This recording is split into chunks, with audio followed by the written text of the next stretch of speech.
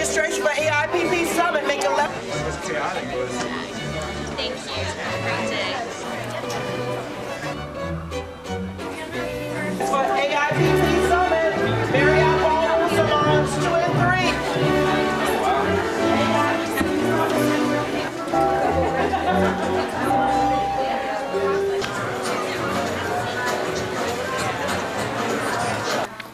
Hi, this is Monique Altheim from EDiscoveryMap. We are at the 2010 Global Privacy Summit in Washington, D.C. With me are Ken Anderson and Estella Cohen. Hi, so I'm Ken. I'm with the Office of the Information and Privacy Commissioner for Ontario, and I specialize in privacy.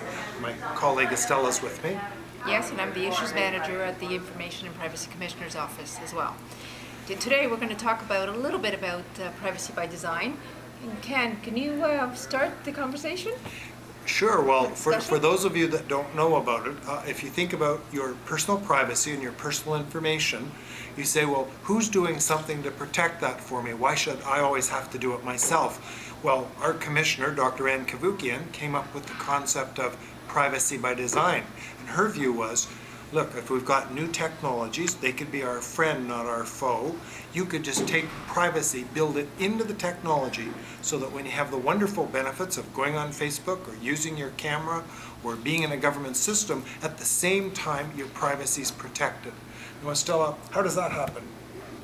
Well, there are a number of principles that we discuss and that we have, but some of the, I guess the most important one is that there's respect for the user. That's very important in terms of privacy is essential in terms of respecting the consumer or as well. We have to make sure that it's positive by design or positive sum, rather the fact that it should not be one or the other. That we should be achieving both the functionality and positive sum. So one of the little expressions that Estella and I talk about when we say, well, if it's going to be positive sum, if you're going to be able to both go online to your favorite website, but also have your privacy protected, how's that going to happen? And one thing we say is, well, the default rules. So if the default is that you are respected as a user, then you don't have to worry about, oh, should I make sure there's some sort of a privacy setting, but rather this happens automatically for you. Do you use one of those online social networks? Yes, Estella? I use Facebook, yes. And did you set privacy settings on that? Yes, but I had to do that myself, so it wasn't automatic. And how did you do that? So I actually went into privacy settings Okay. and set it so that I have exactly, I can set who can see the postings that I have and who can see my pictures and what kind of applications I have. So those are the kinds of things that I can do on Facebook. But I have to do that on my own. It's not as if it's set by default. It's not set. Now here's a really good thing. Estella and I did a little bit of work on this, but it was mostly our commissioner, Ann Kavukian.